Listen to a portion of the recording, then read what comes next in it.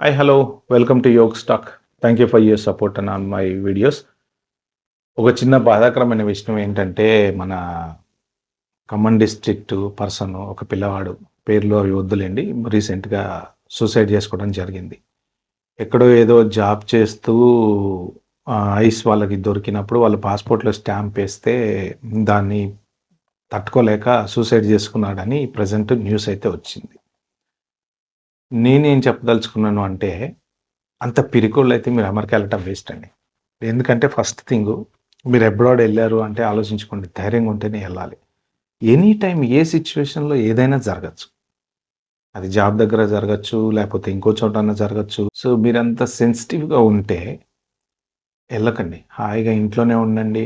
ఇప్పుడు ఏంటంటే ఇన్ని సంవత్సరాలు పెంచిన మీ పేరెంట్సు మావోడేదో ఎళ్ళాడు యూఎస్ ఏదో సాధిస్తాడు, మనల్ని ఏదో ఉద్ధరిస్తాడు అని మీ మీద బెట్టుకున్న నమ్మకము ఒక్క దెబ్బతో పోయింది.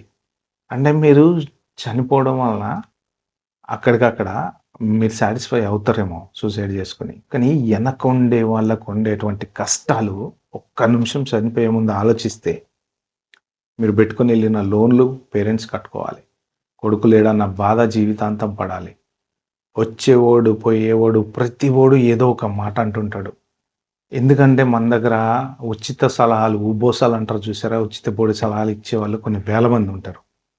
ఒక మనిషి బాధలో ఉంటే వాడి దగ్గరికెళ్ళి ఓదార్చటం పోయి, అడ్డమైన క్వెషన్‌లేసి వాళ్ళని గుచ్చి, గుచ్చి బాధపెడుతూ ఉంటారు. అవునా? నువ్వు చెప్పలేకపోయావా? ఎందుకు వాడు అట్లా చేశాడు? ముందే రావాల్సింది. అరె! ఇయన్నీ తెలిస్తే నేను చెప్పుకుంటా కదా! సూసైడ్ అనేది ఆ టైంకి వాళ్ళు అలా ఫీల్ అయ్యి చేస్తారు. ఇది జరుగుతదని ముందే తెలిస్తే మనం అన్నీ చెప్పుకుంటాం గదా! సో, కాబట్టి మీకు యూఎస్‌లో బతకలేకపోతే ఇండియాలో బతకచ్చు. బజ్జీల బండి పెట్టుకొని బతకచ్చు. లేతే ఐటీ జాబ్ చేసుకొని బతకచ్చు. ఆటో నడుపుకొని బతకచ్చు. క్యాబ్ నడుపుకొని బతకచ్చు. మీరు బతుకుంటే మీ తల్లిదండ్రులు హ్యాపీగుంటారు. మహా అయితే లోన్ ఓకే. ఏదో అప్పో సప్పో చేసి ఎట్లో గట్ల చేసో లేతే ఏదో కష్టపడా లోన్ తీర్చుకోవచ్చు. ప్రాబ్లమ్ ఏమి లేదు. కానీ ఇక్కడ లోన్ కట్టలేక సూసైడ్ చేసుకుందాం అనుకున్నారా? లేకపోతే మీ పరువు పోతదని సూసైడ్ చేసుకున్నారా? ఏంటండి పరువు?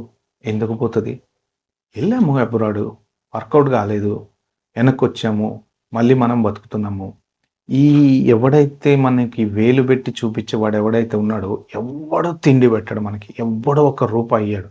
అవసరమైతే ఒక మాట అనేవాడు తప్ప, మనకి సహాయం చేసేవాడు ఎవడు ఉండడు.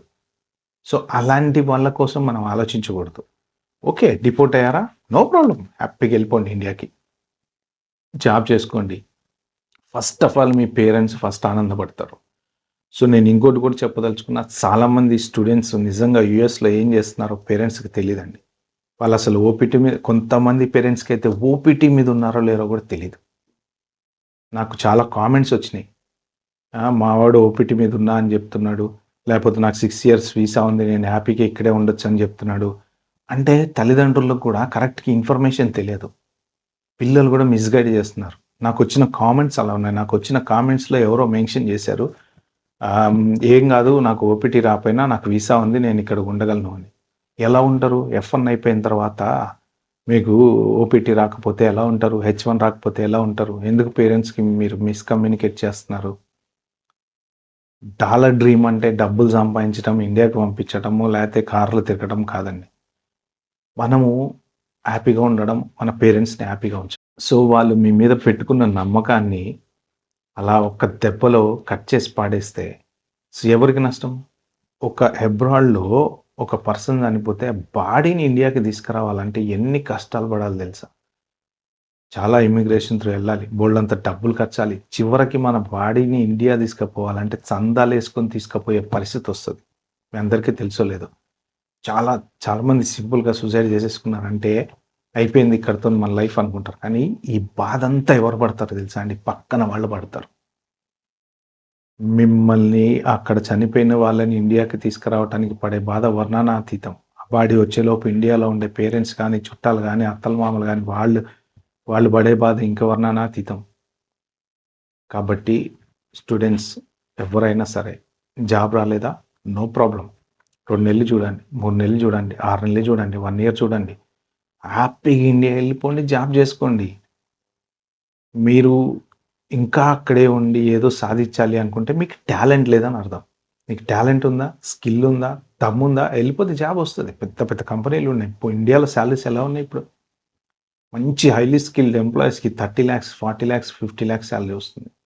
మీకు యూఎస్‌లో దా $1000 వచ్చినా ఒకటే, ఇండియాలో 30, 40 లాక్స్ వచ్చినా ఒకటే. కాబట్టి జాబ్స్ లేవని గాని, డిపోర్టేషన్ చేస్తారన్న భయంతో గాని, లేపోతే తెచ్చిన లోన్ క్లియర్‌లే చేయలేమనే భయంతో గాని, మీరెవ్వరు గూడా ఇలాంటి డెసిషన్స్ తీసుకోకండి. ఆల్వేస్ మీకోసం మీ దేశముంది, మీ పేరెంట్స్ ఉన్నారు. ఎలాంటి పరిస్థితుల్లో అయినా పేరెంట్స్ నిజంగా దేవుళ్ళు, చాలా గొప్పవాళ్ళు. అప్పంతా నెత్తిన పడినా గూడా ఎట్లగొట్ల చేసి నేను కట్టుకుంటారా నీకు వచ్చేసేరా అంటారు. అంత గొప్పవాళ్ళండి పేరెంట్స్. సో, వాళ్ళని ఇబ్బంది పట్టే పనెప్పుడు చేయకండి. ఇప్పటి వరకు నా వీడియో చూసిన వాళ్ళు ఎవరైనా సరే, నిజంగా మీ పేరెంట్స్‌కి మీరేం జేస్తున్నారో కరెక్ట్‌గా చెప్పకపోతే ఇప్పటికైనా దయచేసి చెప్పండి. సో, మీరు ప్రశాంతంగా ఉండండి. వాళ్ళని ప్రశాంతంగా ఉంచండి. నేను చాలా వీడియోస్ చూస్తున్నా. పేరెంట్స్ టెన్షన్ పడుతున్నారు. పేరెంట్స్ భయపడుతున్నారు. అంటే ఇన్ఫర్మేషను కరెక్ట్‌గా తెలియని పేరెంట్స్ చాలామందుంటారు. వాళ్ళు డెఫినిట్‌గా భయపడతారు. నాకొచ్చినియి కామెంట్స్ చాలా వచ్చినియి. సో, వాళ్ళు భయపడటంలో అర్థం ఉంది. కాబట్టి ఏంటంటే వాళ్ళకి క్లియర్‌గా చెప్పి, మీరు ఏ సిట్యుయేషన్‌లో, ఏ ప్రాబ్లమ్‌లో ఉన్నా సరే, డిపోర్ట్ చేసినా సరే, ఒకవేళ మీరు ఓవర్ స్టేలో ఉన్నా సరే, ఎలాంటి సిట్యుయేషన్‌లో ఉన్నా సరే, ప్రశాంతంగా ఎళ్ళిపోండి.